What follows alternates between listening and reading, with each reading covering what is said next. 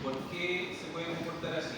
La cetocidosis diabética empiezan a retener CO2 por los cuerpos cetónicos, ¿cierto? A pesar de que no empiezan a compensar desde el punto de vista metabólico esta acidosis. Y empezamos a retener CO2 porque empezamos, ¿cierto?, a fallar con este trastorno ácido-base.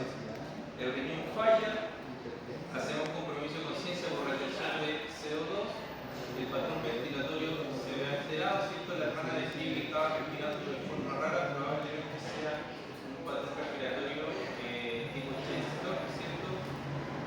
Característico de esta enfermedad, y estaba en estudios de diabetes mellitus. Entonces probablemente tuvo un desajuste con la alimentación y produjo un cetocidosis diabética. ¿Dudas con eso? ¿No? La respuesta 4 era que su patología, ¿cierto?, su trastorno metabólico, básicamente, en una fase inicial era respiratorio y luego se volvió mixto, ya un componente metabólico, un componente respiratorio. Recuerden que el bicarbonato estaba bajo, la CO2 estaba alta, el pH estaba bajo. pH bajo, CO2 alta, respiratoria, bicarbonato bajo, probablemente hizo falla renal, y este paciente ahora está con una acidosis mixta, producto de una mala compensación desde el punto de vista renal y este trastorno respiratorio. ¿Bien? La PAFI de llegada del paciente era de 120 a 75. ¿Bien? ¿Por qué? Si bien la paciente venía intubada, la estaban ambuceando con bolsa de reanimación, ¿cierto?, con 15 litros por minuto. Esta concentración de oxígeno es inespecífica, solo sabemos el litro o la velocidad con la que se administra el oxígeno, y para ello, 15 litros, si estuviéramos ventilando con 20, ¿cierto?, sería 50%, y si estuviéramos con bolsa de reanimación es entre el 50 y el 80%. Entonces su PAFI estimada aproximadamente al inicio o al día de la recepción sería entre 120 y 75. Luego, durante la ventilación mecánica, el paciente estaba con una PO2 de 30% y tenía una PO2 de 60. Bueno, de 60, ¿cierto? Por ende, la PAFI era de 117. ¿Ya? Según lo que yo hablé, es una grave. La ventilación mecánica tenía un poco PO2. Entonces podemos compensar esto desde un punto de vista en la programación del ventilador. ¿Bien? El paciente no está siendo ventilado de forma protectora según los conceptos de ventilación protectora que vimos en el artículo de Marcelo Mato. ¿Bien? ¿Por qué? Porque tiene una presión pico de 44. ¿Bien? Para ello debería tener una presión pico menor a 30, idealmente una presión plató menor a 27, y en este caso también era de 44, 43.3, no me equivoco. Y además tenía un drive pressure mucho mayor a 15, entonces estaba lejos de cualquier parámetro de protección pulmonar. ¿Cómo podríamos contrarrestar esto? En la programación del ventilador mecánico podríamos disminuir el volumen trial o volumen corriente, disminuir el PIB, asegurarnos de que la gasometría arterial siempre, a pesar de que hagamos estas modificaciones, se mantengan corrigiendo los estados basales. Bien, y la pregunta 8, aumentar el oxígeno entregado, ¿cierto?, para corregir los parámetros de oxigenación que vimos en los casos anteriores de este paciente ya ventilado, aumentar la frecuencia respiratoria para aumentar, ¿cierto?, el barrido de CO2 y eliminar su concentración en sangre, y ver la opción de iniciar humidificación activa para disminuir el espacio muerto de la ventilación mecánica. Bien. Es un concepto que vamos a ver en la siguiente clase, que van a entender. Bien. Otra cosa que yo podría hacer sería aumentar el PIB para ver si el pulmón del paciente es reclutable al tener una compliance baja y no tener antecedentes previos de lesión pulmonar o enfermedad pulmonar crónica. Podemos considerar que ese paciente es altamente reclutable, y para ello tenemos que iniciar, ¿cierto?, una maniobra de reclutamiento alveolar o empezar a titular el PIB. También es un concepto que van a entender más adelante.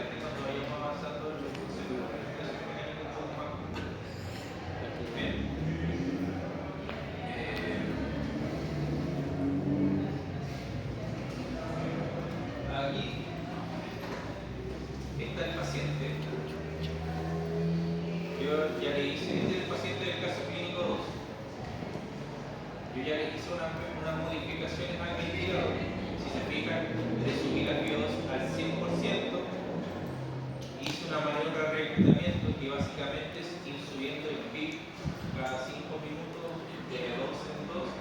En este paciente llegué a un PIB de 20, disminuí el BT inicialmente a 200 ml y ahora lo subí a 300 ml porque fui analizando los gases que me iba entregando y la frecuencia respiratoria la mantuve, no la modifiqué.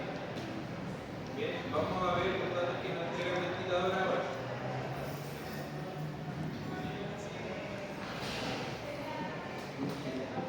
Vemos que tenemos una presión pico de 36, tenemos una presión meseta de 35, una presión media de la vía aérea de 25 y un PIB de 20, que es lo que yo programé actualmente. Con esos datos, si yo calculo el drive pressure para ver si es que tengo protección pulmonar o estoy dentro de los parámetros de protección pulmonar, yo resto, ¿cierto? De 35 a 20 me da 15, estaría justo para evitar dañar el pulmón a largo plazo si mantengo la ventilación de este paciente. La presión pico está un poco más elevada de lo que debería para mantener nuestro parámetro protector, de cual hay que ver si es 30 o menor a ello, pero en el contexto del paciente podemos ser un poco permisivos y permitirnos quizás una presión un poquito más alta, una presión pico. No así la presión de conducción o el drive pressure, ya eso siempre debe ser de 15 para abajo, si es menor a eso, mucho mejor. ¿Ven? Así que ahora con esta modificación que hicimos, el paciente debería estar mucho mejor. Yo le hice una medición de gasometría arterial al paciente. Este gas es el que les mostré a ustedes en una etapa inicial, ¿cierto? De 35 milímetros de mercurio la PO2 y una PMCO2 de 128. Luego de que yo hice la primera modificación,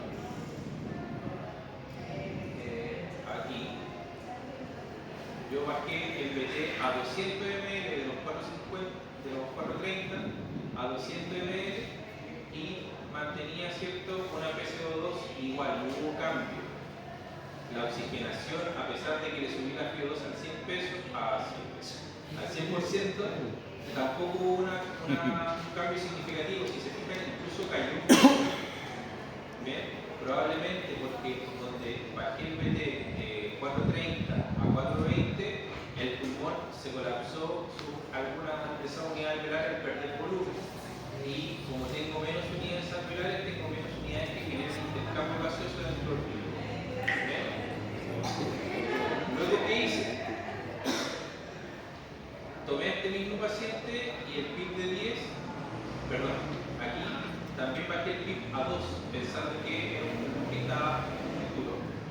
Pero cuando le bajé el PIB a 2, bajé el BT a 200, las presiones de vía aérea siguieron estando muy altas. El PIB seguía estando, la presión pico seguía estando sobre 36 y el drive pressure, la presión de conducción, seguía estando sobre 20. ¿Ya? Entonces, lejos de manejarlo y llevarlo hacia la protección pulmonar, al bajar el PIB y al bajar el volumen corriente, lo que hice fue aumentar más las presiones de vía aérea. Eso me da un indicio de que el paciente probablemente tenga potencial de reclutamiento. ¿Qué quiere decir eso? Que si yo le aumento más PIB, voy a ganar mayores unidades alveolares para tener mayor intercambio gaseoso y por ende disminuir la presión de vía aérea, porque esas alveolos que están colapsados se van a abrir y van a distribuir de forma más homogénea la presión dentro del sistema pulmonar.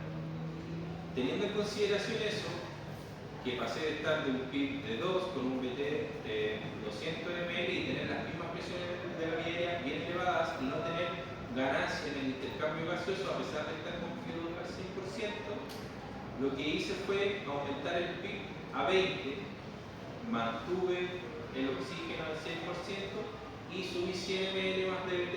¿Qué ocurrió? Perdón, me mantuve con el BT de 200, pero solo aumenté el PIB. ¿Qué pasó? Que el intercambio o la PO2 aumentó, pasó de 33 milímetros de mercurio a 89 milímetros de mercurio. ¿Qué quiere decir esto? Que hay mayor oxígeno en sangre. ¿Y por qué creen ustedes que ocurrió esto?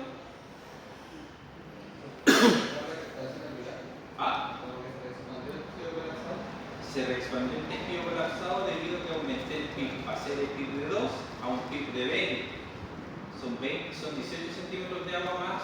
Entonces el pulmón que estaba ventilando así chiquitito, ¿cierto? Con el resto del pulmón colapsado, se abrió, se expandió y mejoró el intercambio, porque al tener mayores unidades alveolares, mayor intercambio que le tengo, mayor superficie de intercambio. ¿Bien? ¿Y qué pasó aquí? Que la CO2 seguía estando alta. Si bien al ganar más unidades alveolares, pasé de una CO2 de 124 a 89, bajé un poco más de CO2, sigue estando alta.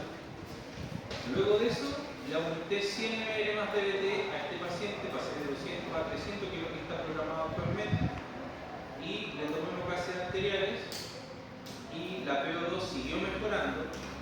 Tiene una PAFI ahora cercana a 100 y la PCO2 bajó considerablemente con 100 ml más y me dio, ¿cierto?, una PCO2 de 48.5. Luego de un rato, ¿cierto?, esto yo lo hice mientras ustedes estaban trabajando, yo vuelvo a analizar los gases y veo, ¿cierto?, que la oxigenación se mantuvo y siguió corriendo el CO2, ahora está con una PCO2 de 45. Pido una pausa inspiratoria y veo cuál es la presión meseta, 34.1, y tengo un PIB de 20, me da, ¿cierto?, una presión de conducción o un drive pressure de 14. Entonces ahora estoy dentro del parámetro de ventilación de protección pulmonar. ¿Y de cuánto era la compliance que les dio delante? 117. De 13, ¿cierto? 13, 14. 12,6. Y miren la compliance de ahora, 20.6. Al aumentar la compliance, quiere decir que el pulmón mejoró su distensibilidad. Entonces, ¿qué quiere decir? Que es un paciente que responde a PIB alto. Bien, o sea, es un pulmón reclutable. ¿Qué hicimos? Ganamos espacio pulmonar, mejoramos el intercambio, barrimos más CO2 y ahora estamos ventilando al paciente de forma protectora. Bien, volvamos al inicio. Esto estaba en 430, ¿no? Esto estaba por 30, esto estaba en 10, esto estaba en 30.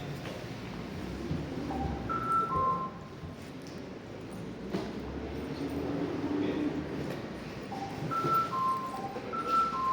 Aquí me está diciendo que la oxigenación está siendo baja, y empieza a bajar aquí la oxigenación que estaba en el 99%. Ya vamos al 64 y probablemente esto va a seguir bajando.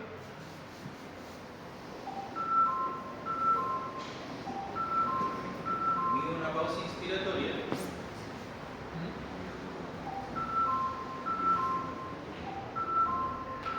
Y veo que está en 32.5. ¿Bien? ¿Por qué aún no baja a los 44 que estaban en el inicio? Porque aún se mantiene el efecto de la distensibilidad pulmonar. ¿Bien? Cuando yo le subí el PIB a 20, las presiones, esas unidades alveolares se ganaron espacio. ¿Bien? ¿Alguien tiene alguna duda con esto? ¿Es un simulador? Sí, es un simulador de ventilación mecánica.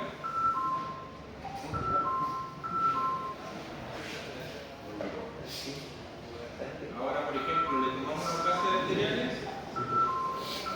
y vemos que vimos completamente alterada la gasometría. La PO2 que estaba al 98%, ahora está en 47.5.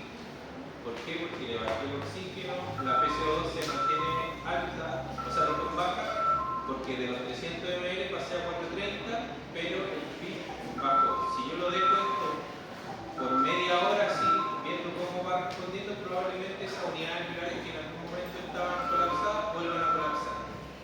¿Bien? Y ahora, yo para ver el autopip hago una pausa expiratoria y veo que no hay autopip. Tengo un PIB de 10